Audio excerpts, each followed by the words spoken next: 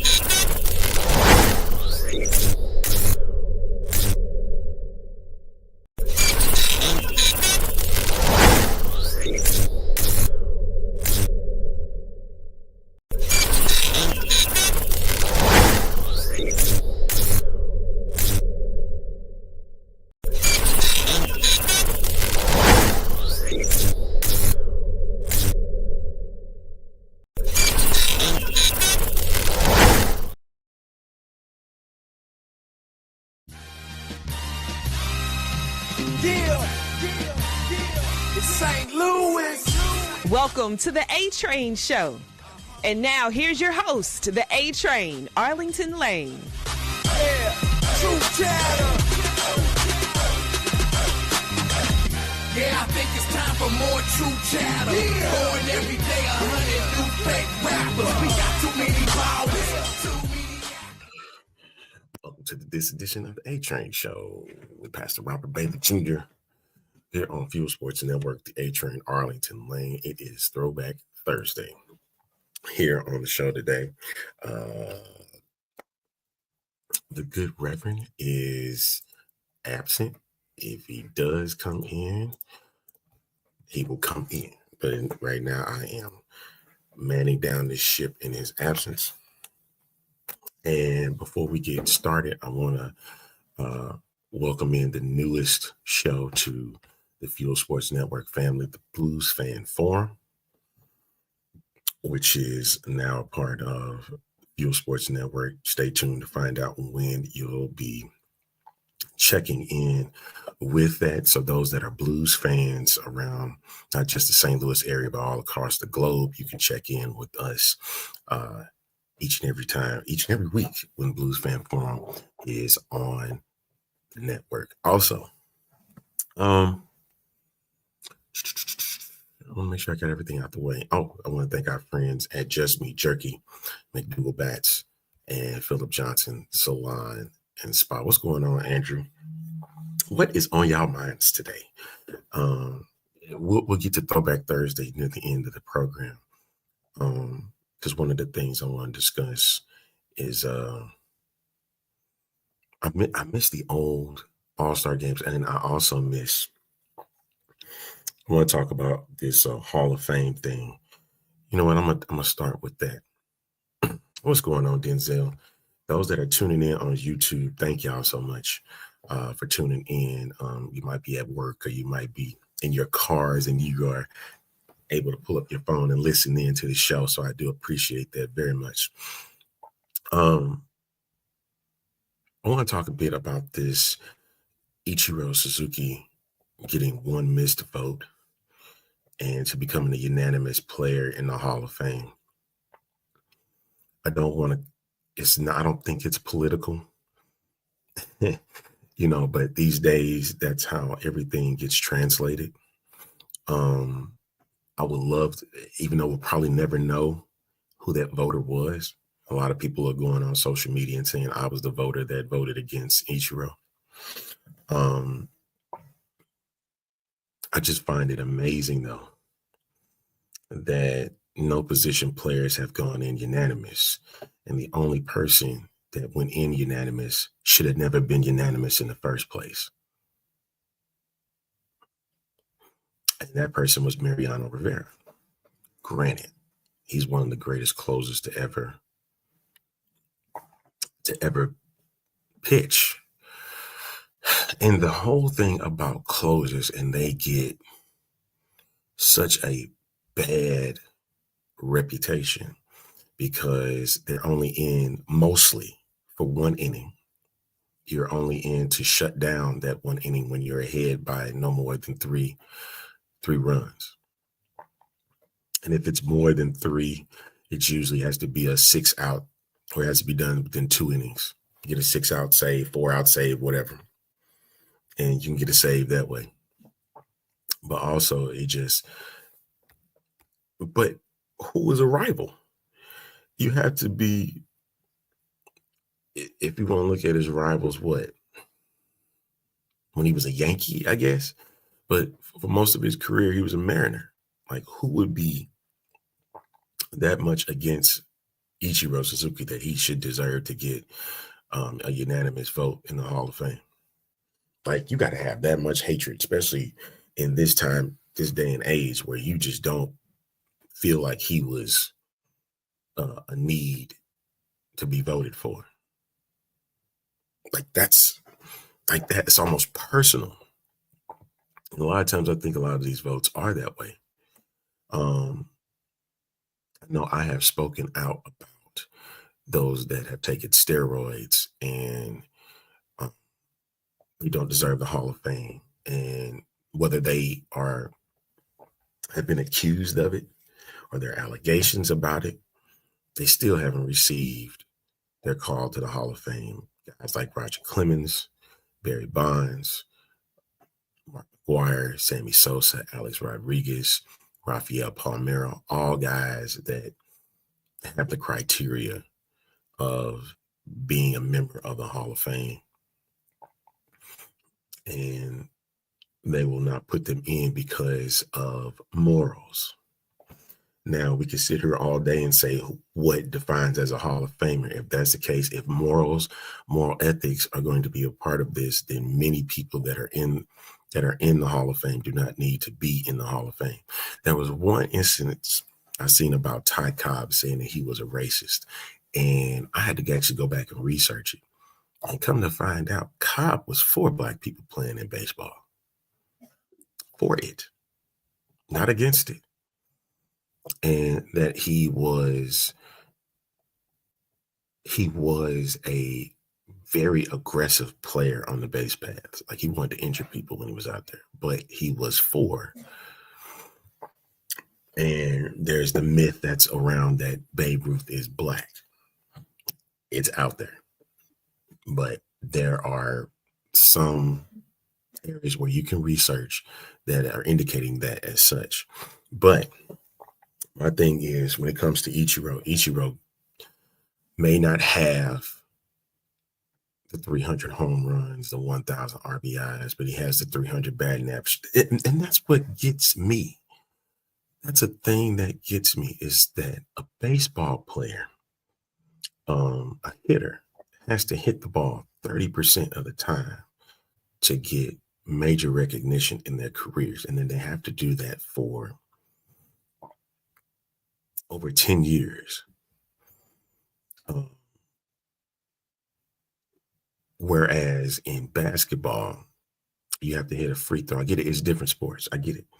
In basketball, 70% or 80% is considered yourself a great free throw shooter. If you hit 30% from the free throw line, you're trash. If you hit 30% from the field, you're trash. If you hit 30% from the three-point line, you're considered good. But to hit a baseball, you have to hit it 30% of the time of your career. And that's 10 or 15 plus years to consider yourself a Hall of Fame. And I think it was Andrew Jones, who congratulated all of the Hall of Famers that are in.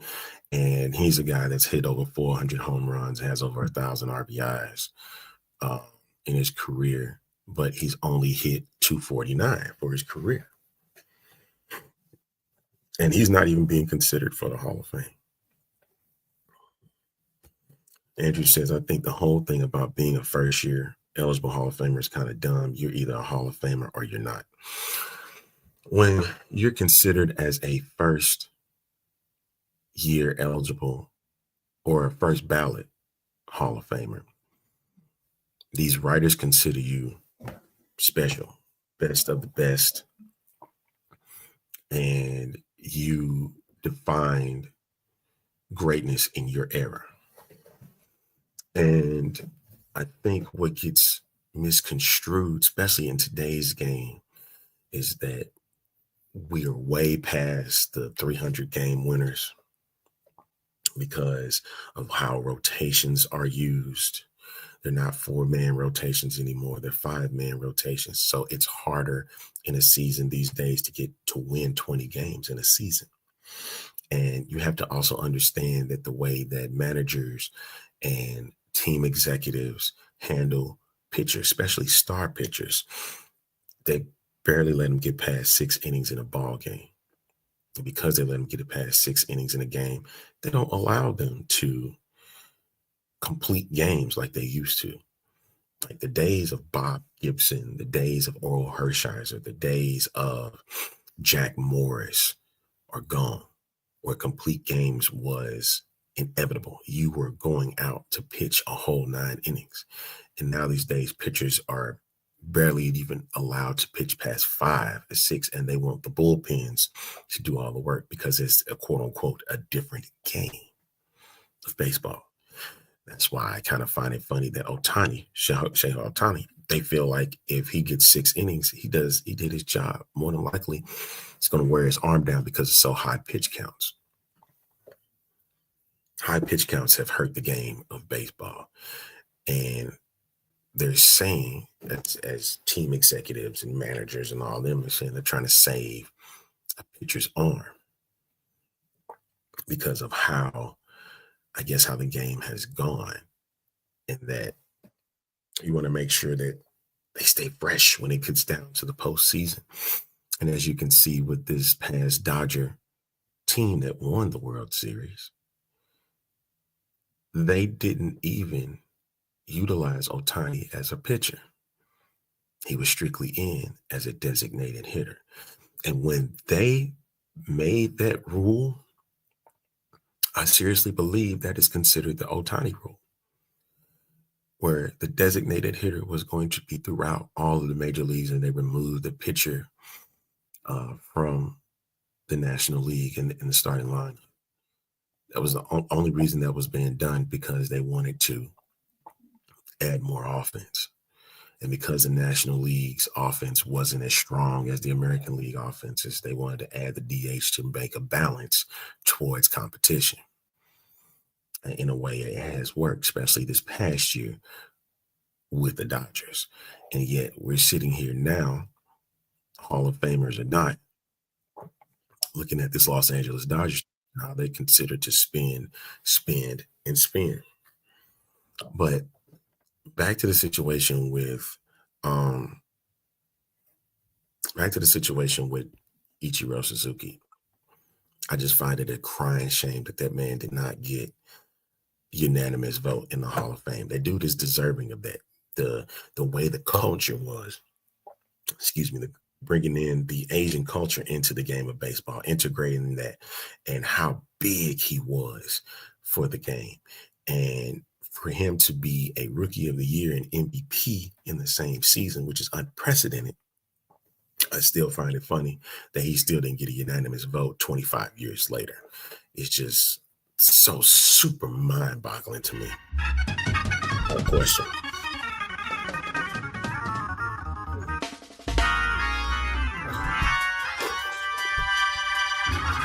You hear that? You hear the voice. You hear the noise. You hear it.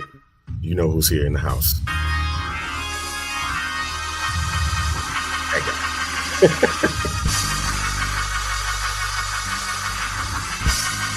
I felt my Cody Rhodes. What's going on, sir? What's up, man? How you feeling? Trying to rush to get here, trying to get on and get ready. Not you sitting there talking, I gotta get to the show. Y'all listen, look, I love y'all. Yeah, man. I was like, hey, yo, gotta cut this off. We gotta get to the game room, baby. We gotta get to the game room. That's what it is right now. It's the game room. Yeah. You get in the game room so we can have this conversation. Live from the game room. I love that. You know what I mean? Live from the game room. I'm going to use that from now on, man. Yeah, man. Have to get that sponsored, brother. So come on, man. Let's get it. Hey, I agree with this, Andrew. if Albert Pujols is not a unanimous Hall of Famer, then there needs to be an investigation with these writers. Abso-freaking-lutely. Any man that hits 700 home runs, 2,200 RBIs, and dominated a sport for over 20 years the way that he did. Granted, he had his fall off with the Angels, but he still was able to come back and hit for 700 home runs in a career. Yeah, if he's not unanimous, there does need to be an investigation that goes on wholeheartedly. I understand that. What they going to investigate? Who hates Albert Pujols that much? Who hates the man that much, man? Come on, dude. Man, I mean, really, honestly, I don't think it's even about that. I think people we're giving them, we don't have a criteria standard. And we've been saying this on a regular basis. Today is the day to have this conversation. We don't have a criteria standard. We don't. And regardless of what we think, so to somebody's, whoever that one vote was, whatever criteria he was going on, or she possibly, is the reason why we got the not so unanimous vote that went on just recently. So my whole point of it is, I mean, we're giving too many open opportunities for opinions versus there being a criteria and a standard that sets up. And you and I have been having this conversation about the GOAT question. Like, so we've been talking about that with NBA, we talk about it with football. So where do you go with that? Like, what is the standard? Because on one hand, we can say, Bill Russell is the standard, if that's the case. Or from now, everybody's saying the GOAT is Michael Jordan. Or everybody's saying now the GOAT is LeBron James because he broke certain records. So what is the standard? We don't have one. And that's the problem with these votes, is that we're voting off an opinion and not voting off a standard. If you give us a standard, then the voting would make sense. Because a lot of the people I see in the NBA, like during the All-Star break, I'm going, well, hey, y'all get over these folk. You understand what I'm saying? But again, we're not talking about a standard. We're talking about an opinion. So, yeah. So I just want to update everybody, all the fans, let y'all know I can feel my toes again. Okay. Praise him, because that 5-degree weather. No, sir. We got thawing out over here, homeboy. I still see snow on the roof, but a couple of little bit on the floor on the ground. But now thawing out. Say thaw. Oh man, the deacon, the rab, we here. Oh boy. I was like, man, I don't know. Like, we set up criteria so much. And I'm like, we probably do need to set that up. This is probably going to have to be the day where we have to figure out what is going to be the criteria to figure out what makes you a GOAT and what makes you the Hall of Famer. Is it going to be how many championships you won? Is it going to be the length of career that you were a part of? Was it the dynamic impact? Yep. You in the game? Because if that's the case, we got a few 10,000-yard running backs that are never going to make the Hall of Fame. Never. We got a few of them never going to make the Hall of Fame. And that's what drives me insane. And we have these arguments all the time about certain players not fitting the criteria of what we try to figure out what that is. And we can sit there and argue about this all freaking day. Yeah. We had this debate before because we keep on going back and forth, and everybody's criteria of who's the GOAT or who's supposed to be at the top of the game comes from maybe the timeline of where we in, because a lot of people in my generation are built with MJ, Magic. My generation grew up with Isaiah Thomas. We had the beginning of Shaquille O'Neal in Orlando with Penny Hardaway and Nick Anderson, and we had that. Like we had Larry Johnson, and Stacey Ogman,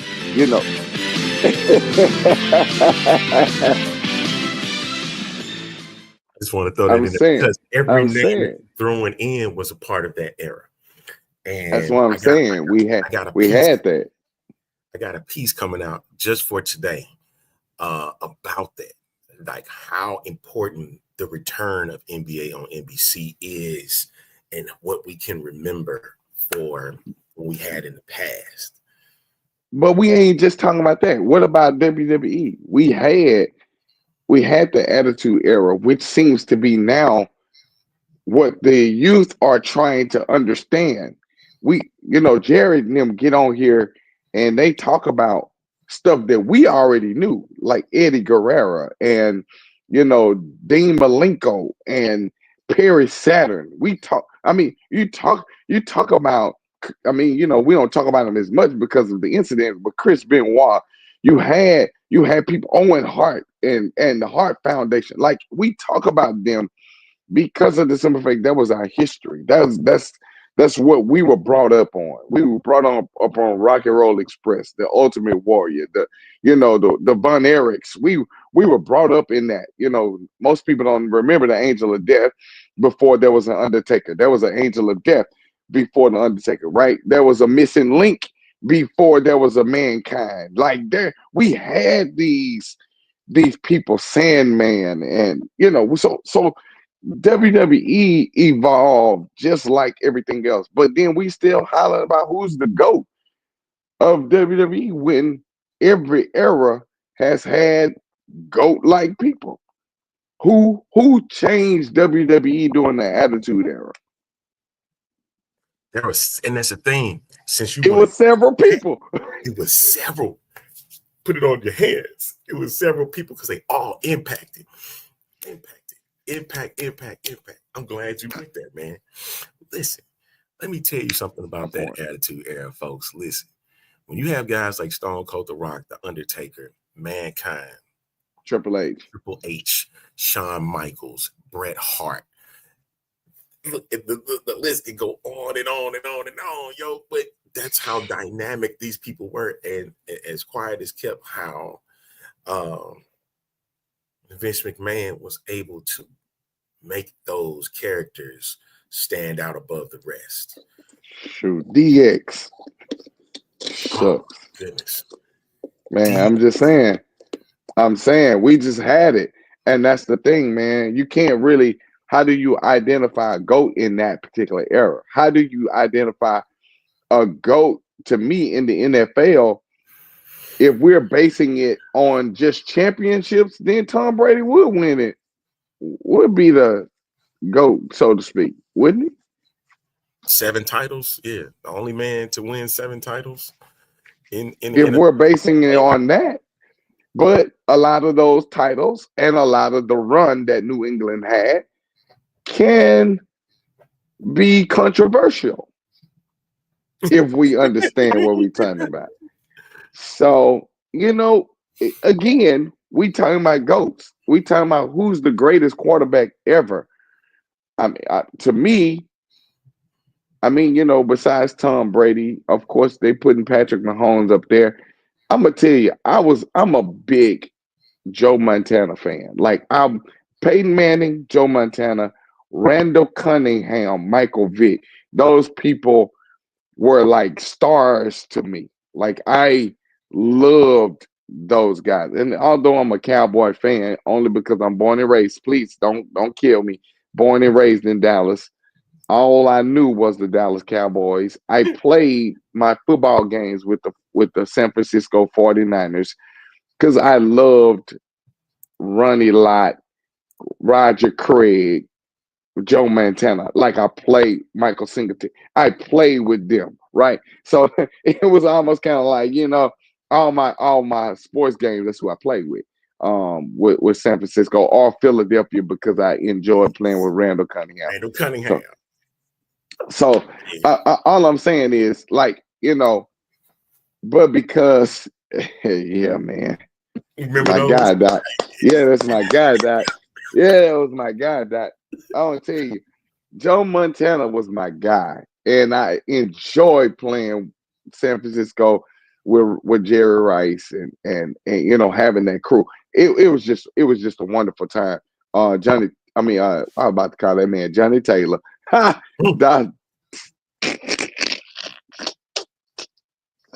Wait a But minute. you know what I'm talking about, though. Wait a minute. That's the dumbest thing I've ever heard in my life. That's the dumbest thing I've ever heard in my life. You got the double up, man. I didn't know the double up was coming. I see they told me to just do it once. They said they got the double up for Johnny Taylor, man. That's funny as all get out. You knew what I was talking about, dog. That's funny. That is so funny to me. Anyway, yeah, so that was my thing, man. Just having, you know, the camaraderie of that was different. You're talking about a NFL that had a Washington team that had Doug Williams in it, that had, you know, we had a Donovan McNabb and a Steve McNair. We had great football quarterbacks. Like, so I mean, again, what do we qualify and classify as the criteria for these particular things in order to get people in the Hall of Fame, GOAT status? You know, what gives them the dominance? Of course, MJ dominated because his skill set and because nobody want to be honest, but Mike couldn't win a game by himself. That dude won with a Craig Hodges and a Steve Kerr and a Scottie Pippen and a Horace Grant and a Dennis Rodman, Jump Paxson. You know, like, come on, cut it out. Like, so he wouldn't have won those six like that had it just been him and been the only superstar on that team. They wasn't considered superstars because it's Michael Jordan. He shadowed all of them, like overrode all of them. So again, you can't say that about Magic because Magic put everybody on, you know. And he was a superstar while he was at it. That is the thing.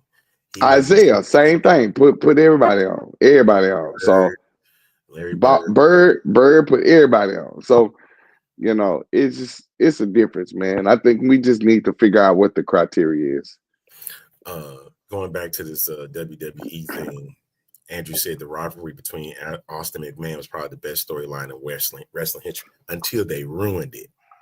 Yeah. Until they ruined it. Yeah, and I'm gonna say that even 24 years later.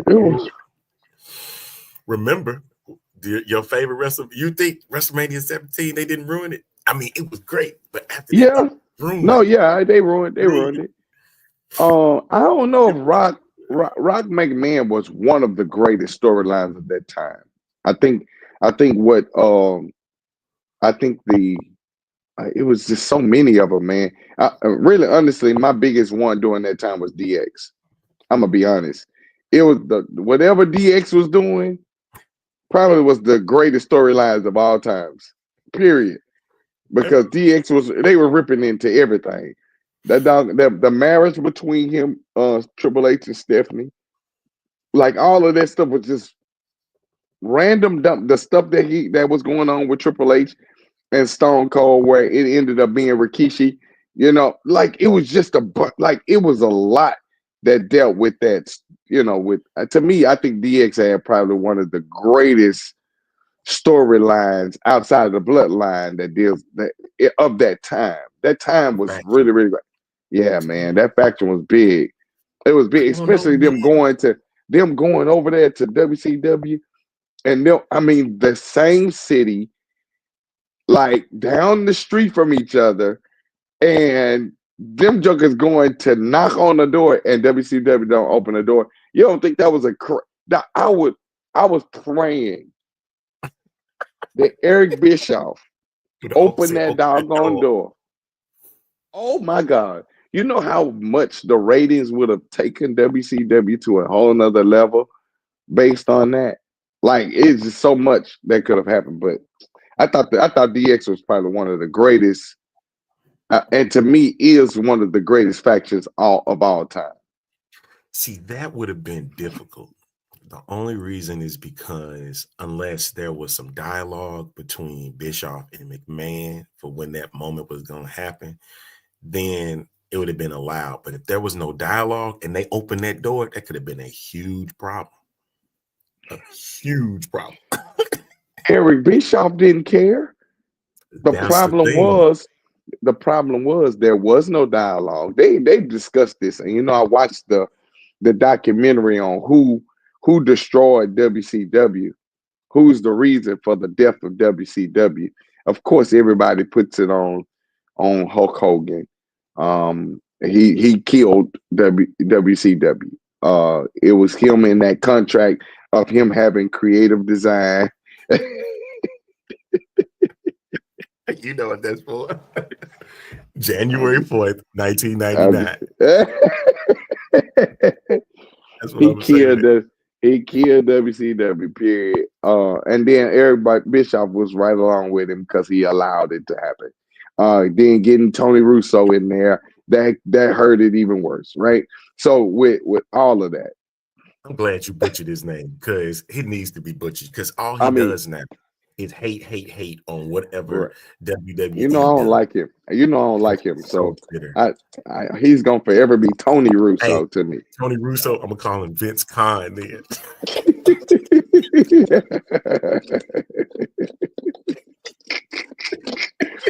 I'm just saying, man.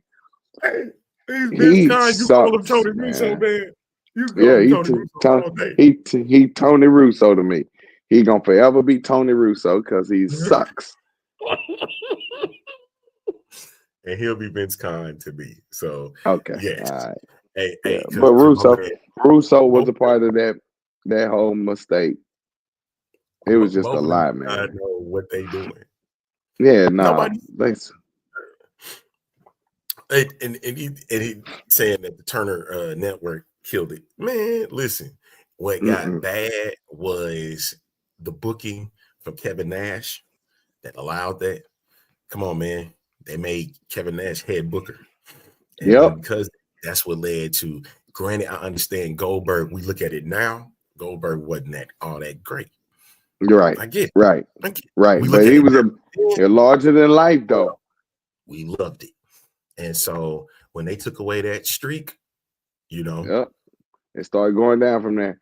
And then when Hulk Hogan having his own say over creative design and creative works and stuff like that, man, it just made things worse. Bischoff was a part of all of that. Bischoff put his hands in there and said, "Go ahead." Yeah, he was a part of that. So yeah, it did kill it like that. But one of the funniest things I ever seen was when Hogan had cussed out Russo. That was funny too. Gonna fall. Horrible. And they just but I really want to believe that was done to piss off some people.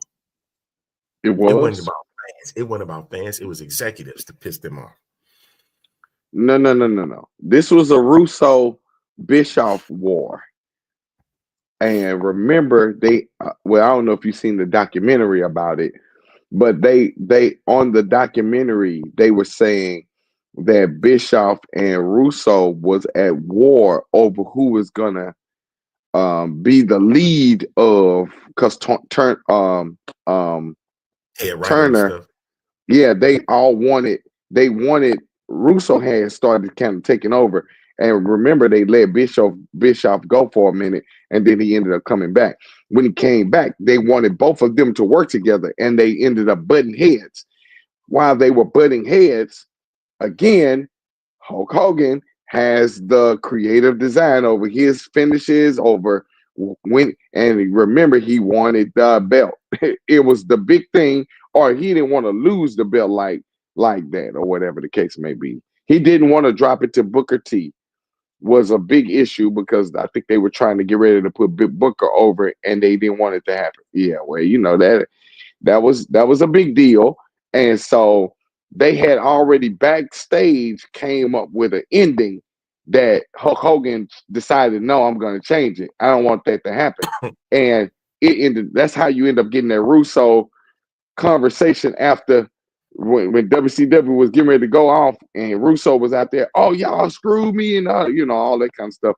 By this time, Hulk Hogan and Bischoff is on the plane. They heading back to another arena, and they get all the news of what Russo did. So now that became this big old war, and it started shelving Kevin Nash and Scott Hall. It started putting them on the shelf because now the big thing is about what happened with Hulk Hogan.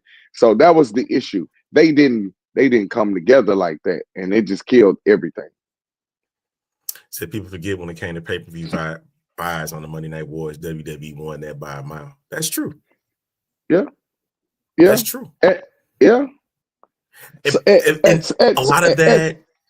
They started winning at some point, though. Like when the NWO started coming out, like they started winning. They started winning that Monday Night War, and that's why I said I was kind of shocked that they didn't open that door. If they'd opened that door, I can almost guarantee you WCW would have had a lot longer run at it than they did. I guarantee it. If he would open that door, Bischoff said he didn't know what to expect, and it threw him off. In his interview, he said that it threw him off. He didn't know what to expect. So with not knowing what to expect, he just told him, "Don't do it," which is as you can see, became a problem. He'd opened that door, it'd have been problems. That hasn't been confirmed. Oh yeah, that hasn't been confirmed yet. Especially when I'm seeing that the front runner for that is New Orleans again. And I'm thinking about it. Let's see what it was 4 years after 30. They talking about 8 years after that one. Good, googly moogly. Let's see, make a gesture the main event guy didn't help me. Oh, I mean that is true. That is true. That is true. Splitting up the NWO. Wolfpack and the original, it just didn't work either. It was a lot that was just messing up. Okay, so if that's the case, then I'm glad you brought that up. When they split up the NWO, I'm looking at that with the bloodline these days. Yeah, it's going down. But that's fine though, because it's family, right? Right. Is that the reason why? Okay. Right. Yeah, I think it will work. It will work because it's family against family. It ain't like they fighting against other people in the company. This battle is within. You built up this dynasty. That's why I say I love it, because you built up this dynasty of, hey man, we family. We always stick together. That's kind of been the remember at the WrestleMania pre-show when they showed the family tree and they showed all their names up there and how they connected and all that. I'm like, okay, this is going somewhere. So I can see the dynamic of it flowing like that. So yeah, it makes sense. It totally makes sense. And have everybody against them. 2 questions. 1, does Hulk Hogan show up at Saturday night's main event? No. Okay, well then I can't use second question then. I think he's gonna come to Royal Rumble though. You think it's more political for that? I do. I think he's gonna show up for the PLE. They're gonna boo his behind again. He's not gonna be in the match. He barely could walk out. He barely walked out at the last PLE. So he's not going to. I'm disagreeing. He's gonna show up at Saturday night's main event. For what reason? Because he's promoting it. He's been promoting Saturday night's main event. And he may. The same thing is gonna occur like it did in New York. He's gonna get. They're gonna boo the dog out of him. Excuse me, Raw in LA. He's gonna get booed again. Yeah, he's gonna get booed again. Wait, no.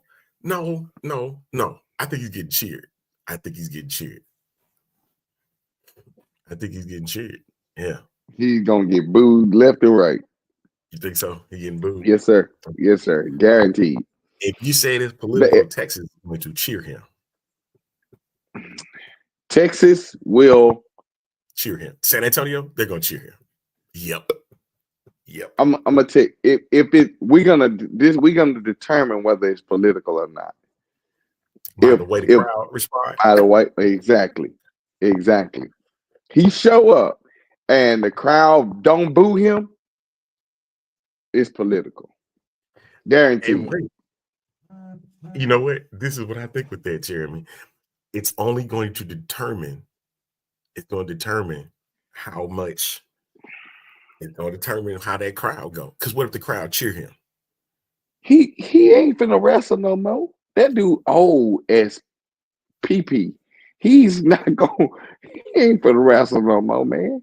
Politically, that doesn't mean anything. I agree, Jeremy. I agree. Politically, that doesn't mean anything. He gonna boo the dog out of him. You think? I don't think so, man. I think They they're gonna cheer. boo. I don't know, man. I don't know. Texas Yeah. is different. Texas Wait. is a red state. So They always say WWE universe is fickle anyway. yeah. They'll turn So in a what? minute. So I don't know. I don't see it, bro. So it's not okay. So it's not. It's in. It's not. It's not the AT&T Center anymore. I can't think of the name of the arena now because they changed it. Oh yeah. So what is it now? Frostbank Center. That's what they'll be. Oh yeah. Of course, it's cool to boo him. Of course, it's cool to boo Hulk Hogan because Hulk Hogan is a fool anyway. Oh man, he sure did. If there's one thing I would say, Punk was on it with that promo. Yeah, man. Yep. He was on it with that promo. That's my pick. That's my pick for the Rumble. Is Punk? Yep. That's my pick, Doc. I'm sticking with it. Okay, we're gonna make a pick, a hard pick, and then we're gonna make a what's the word? Not an underdog pick. It's a long shot pick. Who's a long shot to win it? Like somebody Carmelo Hayes. That's a true long shot pick. Boy, you make that bet. He win. You get massive pay on that one. I mean, it's long shot, but I like it though. So, okay, that's your favorite. That's your underdog long shot pick. Man, I would choose my underdog long shot pick to be Sami Zayn. Sami Zayn. Yeah. Has he ever won? He's never won the Rumble. Heck no. Heck no. Wasn't even considered. And I'm going to say Cena's going to win the Rumble.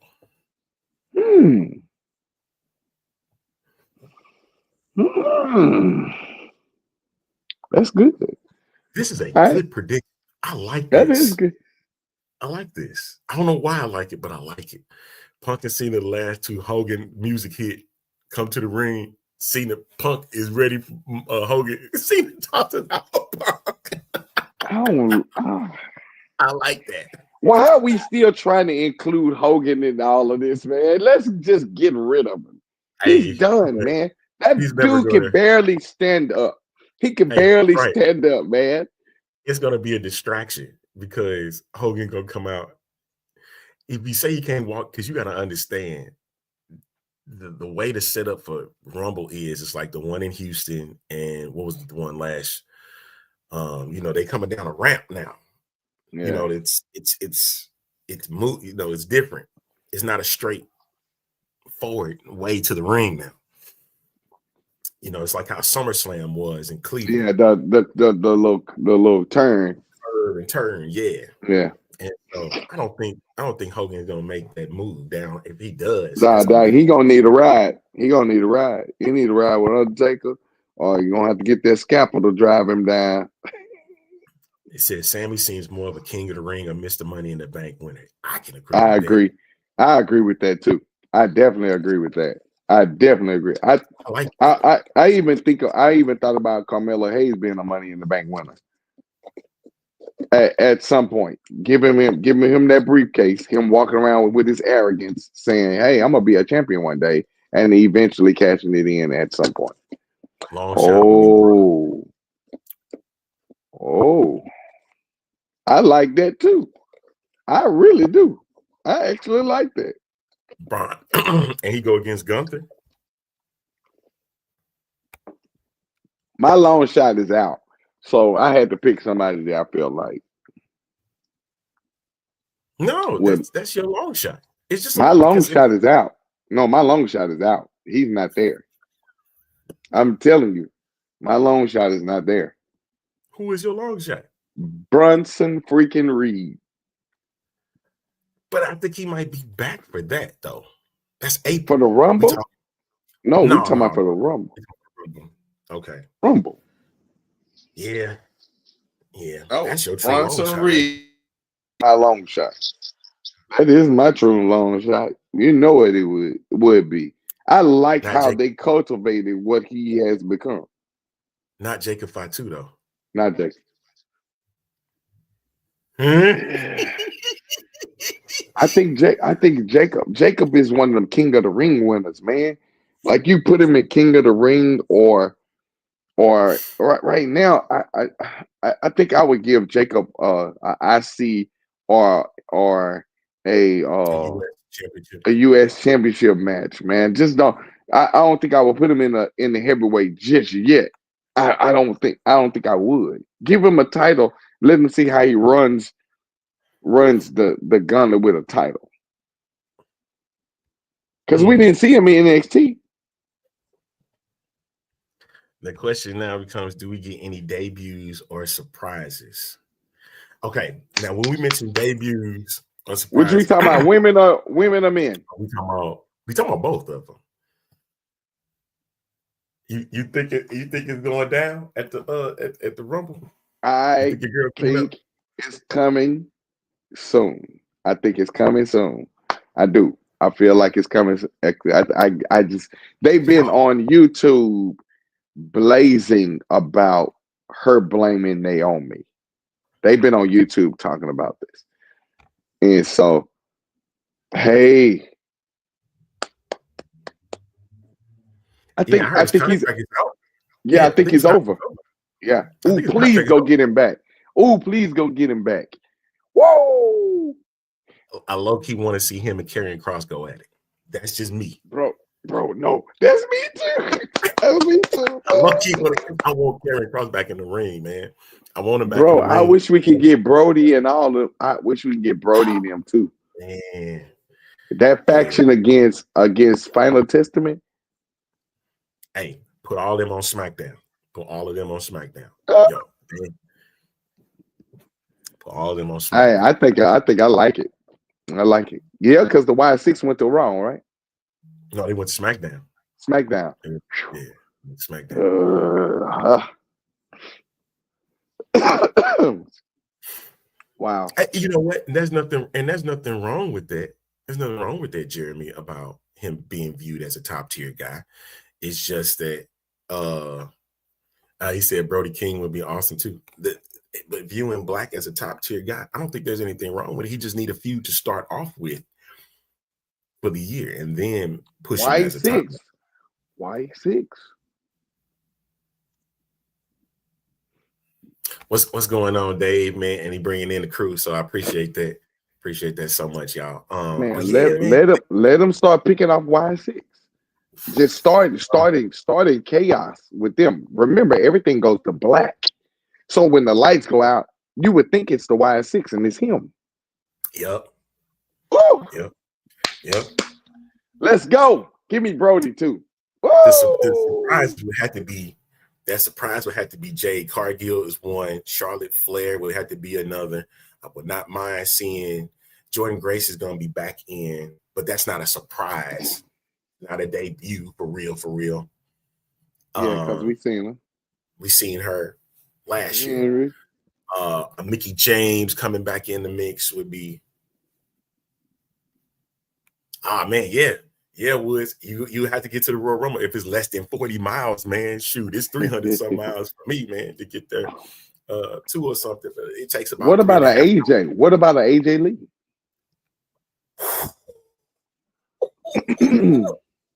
Ain't nobody just a shocker. Just a shocker. Just a shocker. Surprise out of the blue. Somebody blast from the said past.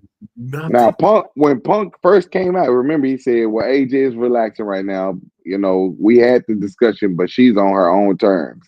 Now, when he said that, I was like, "They didn't say no. They didn't say no. You didn't say no. We got Alexa Bliss. So Yeah. think about Alexa and AJ going at it. That would be pretty dope. Alexa Bliss hasn't came back yet. We still got a bunch of people. Charlotte is being promoted. Becky Lynch. Becky Lynch has signed her new deal.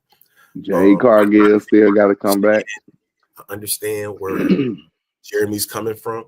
And with that being said, I think she's still going to be there slightly, and then she'll move up. She'll be there by SummerSlam. Yeah. She'll be on the main roster by SummerSlam. Shoot, might be Money in the Bank. We're not mind seeing her win the Money in the Bank contract. Oh, yeah. Most definitely. I'm with that. 1,000%. Absolutely. Is it because of family reasons? Carmella, we haven't mentioned Carmella. Carmella's maybe getting back into the fold. Corey Graves.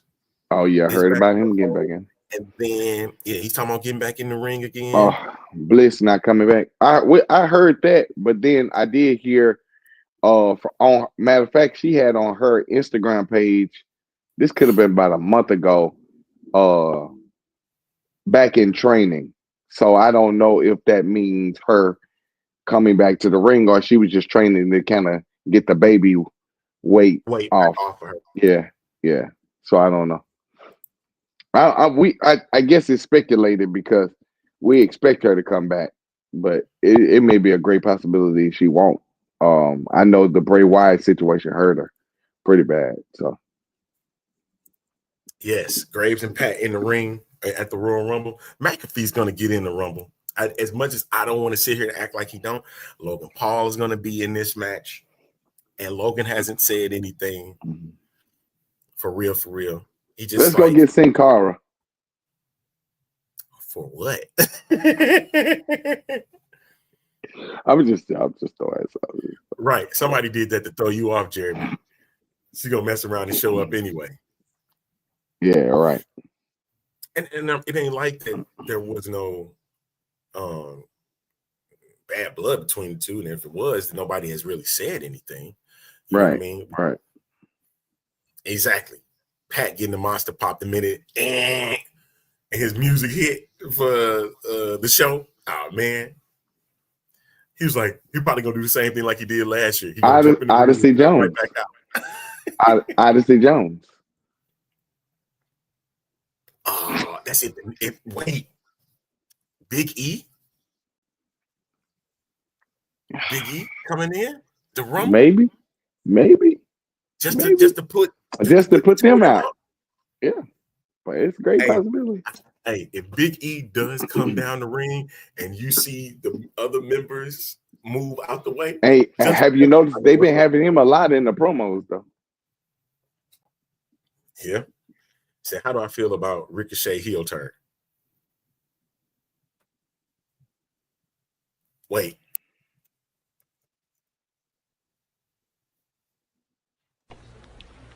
That's the dumbest thing I've ever heard in my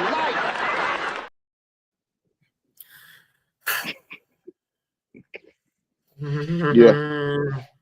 I definitely agree with that. Why? I will say this. I'm happy for the Hurt Syndicate winning the AEW tag team titles. I'm happy for that. Good. They deserve it. But it doesn't move the needle for me. It just don't. Like, I don't even think I've been watching AEW as much.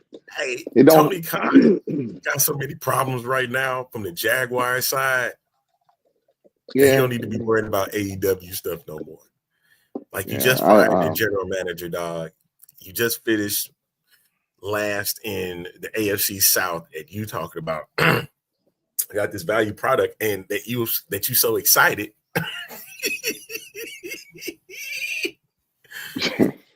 Have you guys noticed how Kofi's ink seems to be much more visible now? Would they allow him to let his ink come on there or something? Yeah. Put some more baby oil on him. Yeah, he been hanging with Diddy. Hey, you hear this? He gonna talk about some defamation of character, man. He been out of Hey, I'm just saying though. I'm just telling, and I'm telling all of y'all, man, that is tuned in. If I see this figure, one time, it's a wrap, right? If I see this figure come out just like this, if I see it come out just like that, over. I'm done. I'm done, It's man. over. I They gonna have to catch me. Hey, I ain't watching the men's rumble because this is all I'm gonna be focused on. Yep. I'm telling you right now, they're gonna be chasing me down the freeway. I'm telling you right now. Because I have been on this show begging. I've been begging for y'all to make this happen. If they pull off this carry look for Jade Cargill, it's a wrap. It's a wrap, man. I'm telling you, I think that's the best story. That's the best thing they can do for her. That's the best thing they can do for her. And don't let her talk. Come in and just smashing people. Just come down the ring.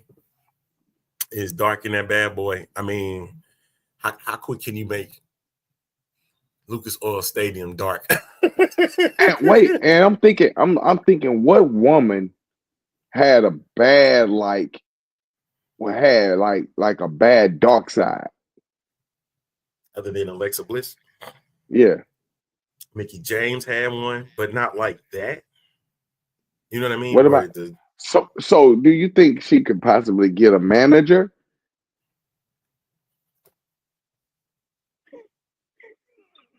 Who would be the lucky one? I don't know. Who would be the lucky person? Was Alexa really good on the mic? I don't think she was good on the mic as much. AJ was though. And AJ had that little Oh Lord. Oh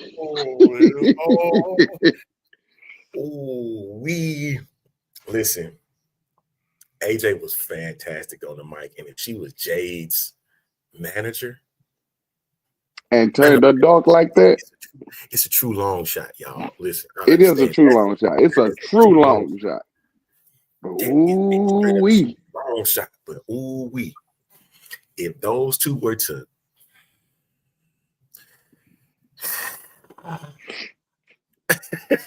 listen, bruh. I heard I was told that Beth Phoenix was training with Jade. Stop it. Leave her alone. Going back over there with your husband, Adam. Leave him alone. Leave her alone. No, I heard she was training with her, trying to make her more dominant, make her more dominant. So if I'm not mistaken, don't she use a variant of the Glamazon? Yeah, absolutely. Variant. Yeah, exactly. That's my point. That's what I'm telling you. Then improve. She's been learning. She improved it with the little stanky lean back over me and lick your 3 fingers. Oh yes, Father. Yes. Father, forgive me for I'm saying. All right.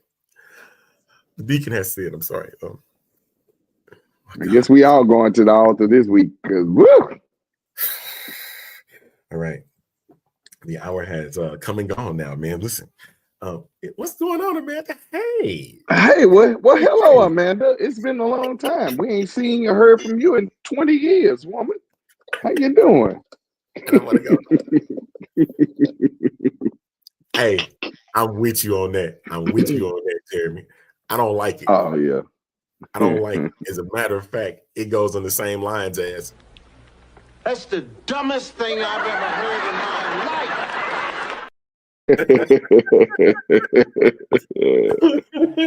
Yeah, it's dumb. On the same line, man. I can't help that, Amanda. I can't help that. I do that when you at work. I can't help that. Listen, it's all about time. Really, sir? You thumbing me down? No, I was saying she talking about she can't help that we do the show when she at work.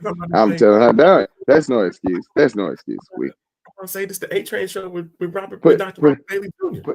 Put us in your ears. Put us in your ears. Always keep us in your ears. It keeps us entertaining every single time, man. Listen, absolutely. For hour absolutely. Or more. if you want that. But listen, Jerry talking about I'm at work all the time. We know you ain't working, Jeremy. You ain't been working. You ain't working. We appreciate you though, man. Thank you for chiming in always and keeping us on top of the news too. Yeah, exactly. Matter of fact, my business partner called me, so I need to call him back, see what's going on. All right, we got my Ben done called me twice, bro. All right, so we finna get out of here. We no we didn't need to because we wanted to make sure. Did you see what she just said? Did you just read that? You didn't read what she just said. That's funny. Yeah, no, my mouth would get me in trouble. He said, I do hair, but the good doctor doesn't have to worry about that. Oh, for that. I'll take it. I'll take it from you. Only because it's you. Only because neither one of us actually, unfortunately, neither one of us need any plants or transplants or unless you can put a fingerprint up there. We don't do finger waves. We don't do finger waves. We do fingerprints. Let me get you back saved for a second, man. We bring that back. We finna leave, y'all. We'll see y'all next time. We gotta get out of here. Tuesday. We'll be back at it again. So. That's how they used to do the finger wave. They put your fingers right there and then go around it like that. Amanda, y'all still do that? He gonna get saved real quick. So we'll be one day. Y'all. Just one day. One day. Pray for me. We'll see y'all next Tuesday right here, 12 o'clock noon, right here on Fuel Sports Network. We out of here. Peace and hair grease, baby. All right, Pat. The pastor and deacon is out. We out. See y'all.